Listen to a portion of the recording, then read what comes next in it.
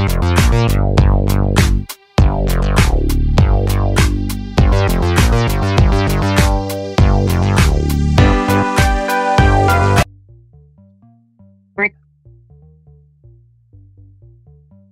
hello family, it is your boy Optimist Sniper.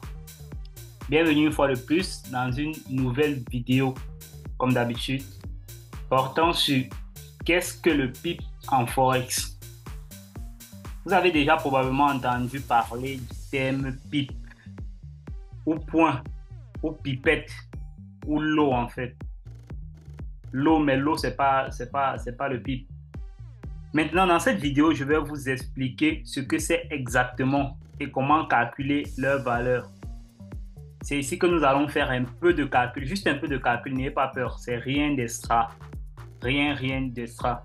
Vous ne devez même pas penser à faire du trading si vous ne parvenez pas à comprendre la notion de PIP.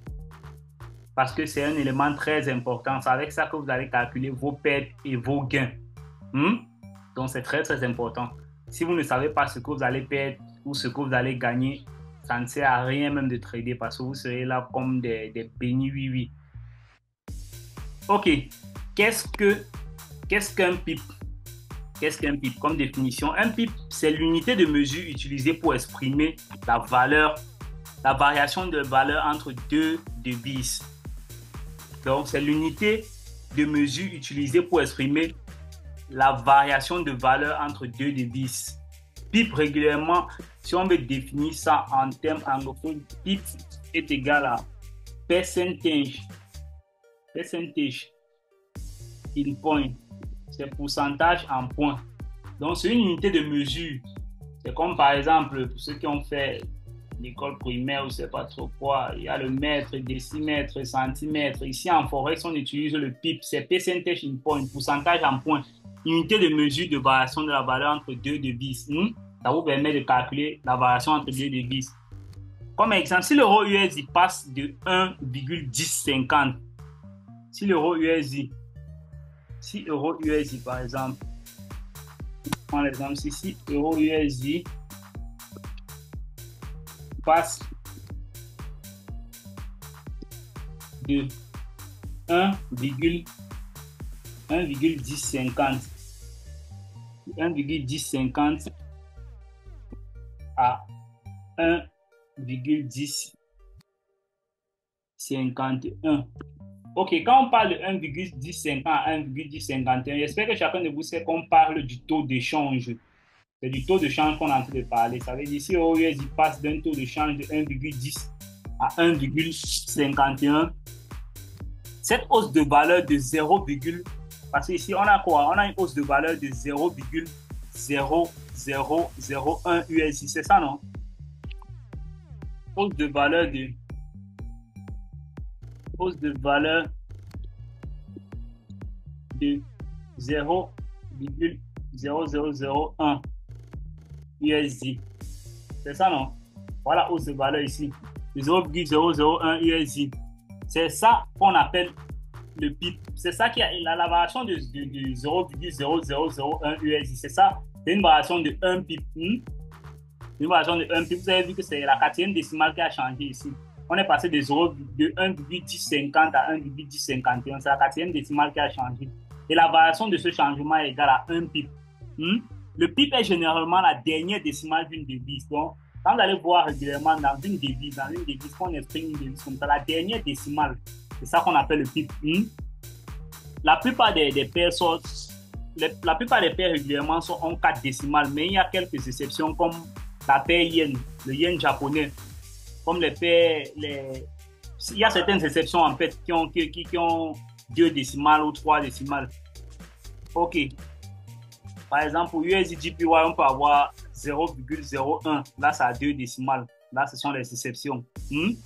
Donc, ici, là, voici ce qu'on appelle le PIP. Ici, la variation du taux, la variation de valeur entre deux devises. Regarde, il y a eu la variation ici. Vous voyez, dans la paire euro-USD, il y a eu variation d'un PIP. La quatrième décimale, c'est 0 ici, c'est quitté de 0 à 1. Ça veut dire la variation ici est d'un PIP. Il y a eu la variation d'un PIP. C'est compréhensible, non? C'est très simple. Ne cassez pas votre tête, essayez de comprendre aussi simplement que possible. Ok, qu'est-ce qu'une pipette? Quand on parle maintenant de pipette, qu'est-ce qu'une pipette? Il existe des courtiers en forêt qui citent des paires de devises au-delà au-delà des décimales standards. C'est-à-dire, au-delà des décimales standards. Les décimales standards, c'est 4. Pour les décimales exceptionnelles, c'est 2. Et ces brokers-là vont au décimal de presque jusqu'à 5. 5 chiffres après la virgule. Ils citent des pipes, des fractions de pipes, non, également appelées pipettes ou points. Donc, qu'est-ce qu'une pipette? Une pipette, c'est une fraction de pipe. C'est un dixième d'un pipe.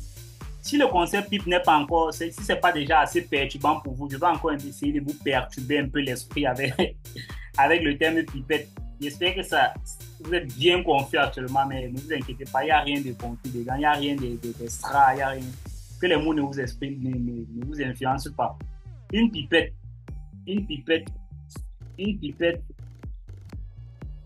est égale à un dixième de pipe. Un dixième d'un pipe. C'est ça. C'est ce que c'est. Un pipe divisé par 10.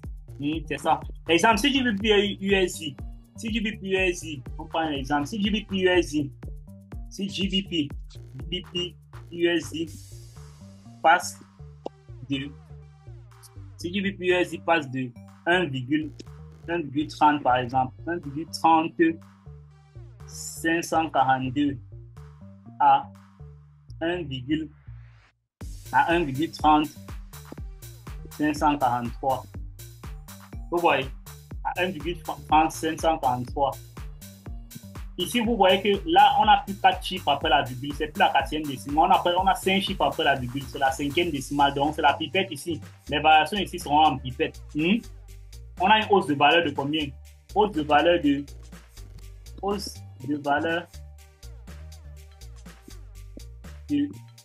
0,00001. C'est ça, non, USD. C'est la hausse de valeur ici. On a une hausse de valeur de 0,001 USD. C'est ça. Correspondant à une pipette. Maintenant, ici, où est la pipette ici, là? Vous allez constater que qu'est-ce qui a changé? Voici la pipette ici. On avait 1,30542, 1,3543, la dernière décimale. La dernière décimale, malgré que c'est 5 chiffres après la virgule, on parle plus de pipe maintenant, on parle de pipette. La dernière décimale ici. Voilà ce qu'on appelle la pipette. Vous serez de très bons traders parce que vous aurez tout l'historique. Vous allez savoir tout au détail près. Vous n'allez pas juste être là comme des demi, oui. Ok. Voilà comment cela se présente dans vos plateformes, dans toutes vos plateformes de trading. Régulièrement, vous allez voir ceci. Je vais un peu vous schématiser ça. Euro USD. Je vais tenir tout ça grand. Euro USD, séparons un peu. Voilà comment ça se présente dans vos plateformes de trading régulièrement. Vous allez voir là, Euro USD. Vous allez voir ici l'eau. Donc, le bas, un peu bas. Vous allez voir là l'eau. Vous allez voir ici là comme ça 1,36 par exemple. C'est un exemple, ce sont des exemples. 1,36. Vous allez voir ici 1,30 1,36 050 1,36 050 1,36 050. Vous allez voir ça là comme ça. Vous allez voir ici on écrit là comme ça 21. Vous allez voir là comme ça on écrit 21. Ok. Et en bas là vous allez voir on a marqué sell. Ceux qui veulent vendre, ça fait le côté de ceux qui veulent vendre, on vous donne les différents prix. Le prix le plus bas, on vous donne le taux de change. Maintenant, vous allez voir de l'autre côté ici. De l'autre côté ici, on va mettre high, le prix le plus haut, disponible pour acheter. On va mettre high ici. On va mettre high là. On va mettre 1,37. 1,37. 100. On va mettre ça 1,3700, on va mettre ça là comme ça. Ici, on va mettre 1,36 comme de l'autre côté. On va mettre 1,. J'essaie de vous représenter ça comme c'est un peu sur vos MetaTrader 4. Pour ceux qui ont MetaTrader 4, vous pouvez prendre ça directement, vous allez voir ça. Ça, ce sont les cotations. Ce sont les cotations qu'on vous présente là. Comme le gate, la barre des prix. Ok, ici, vous allez voir buy. Ok.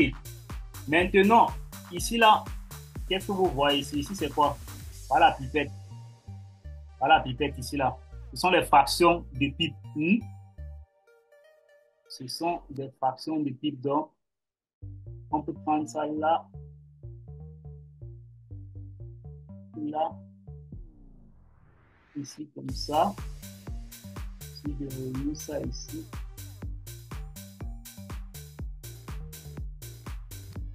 On met sa fraction de pipe. Donc, ce sont les 1/10 de pipe. Très bien compris, non? C'est simple. Sur les plateformes de trading, le chiffre représentant le 1/10 de pipe apparaît généralement à droite des deux chiffres plus grands. Vous voyez, non? J'espère que c'est très compréhensible. OK. Maintenant, comment calculer la valeur d'un pipe? Comment calculer la valeur d'un pipe? On va essayer de faire quelques petits calculs là. Comme chaque devise a sa propre valeur relative, il est nécessaire de calculer la valeur d'un pipe pour cette paire de devises particulières. Dans l'exemple suivant, je vais utiliser une paire avec 4 décimales afin de pouvoir mieux vous expliquer les calculs de taux de change. Le taux de change sera exprimé sous la forme de ratio. C'est-à-dire, si on prend euro-USD, on prend la paire euro-USD.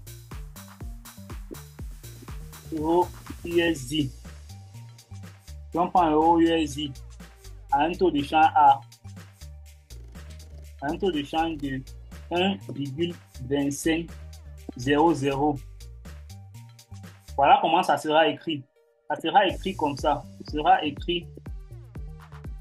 Vous allez voir ça pendant 1 euro. 1 euro bar 1,2500 USD. Voilà comment vous allez voir ça écrit. Où est ça?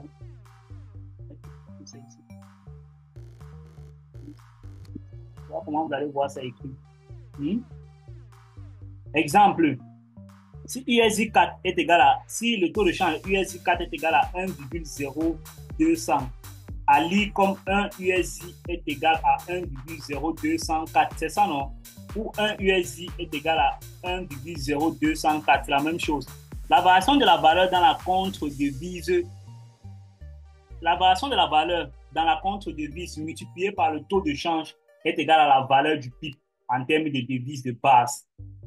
C'est compréhensible, non? C'est très simple à comprendre. J'espère que tout le monde comprend très bien ça. En utilisant cet exemple, nous avons échangé 10 000 unités de USD4. Alors, la variation d'un PIB du taux de change correspondant à la variation d'environ 0,98% la valeur de la position. OK. Ici, ce que je vais vous dire, c'est quoi? Il n'est pas trop nécessaire de connaître tous ces calculs-là. Vous voyez? Parce que régulièrement, vous aurez... Voilà ce qui vous mesure les pics ici, là. Voilà, dans le tableau, dans votre tableau, dans votre graphique, comme vous voyez là, comme ça, c'est avec ça que vous allez travailler pour faire vos analyses. On a déjà un instrument ici qui nous mesure les pics. Régulièrement, les brokers font tout ça pour vous.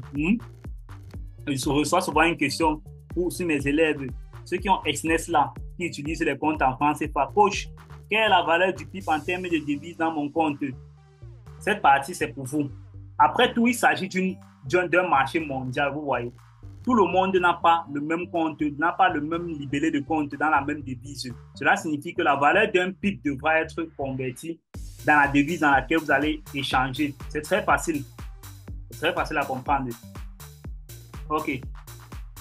Même les génies en mathématiques, à l'heure, s'ils commencent déjà à être en train de gratter leur tête avec les chiffres, mais putain, on va arriver, on a besoin de savoir tout ça. Non, la réalité, c'est que Vous n'avez pas besoin de savoir tout ça. Je voulais continuer même à essayer de vous donner quelques chiffres là, comment calculer certains chiffres. Mais la réalité, c'est que vous n'avez pas besoin de ça. Vous n'avez pas besoin de savoir tout ça. Le broker va se charger de calculer automatiquement tout ça pour vous. Mais il est important quand même que vous puissiez savoir, on ne sait jamais.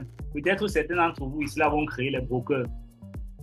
Certains d'entre vous vont peut-être créer les brokers dans leur vie, donc c'est parfois important.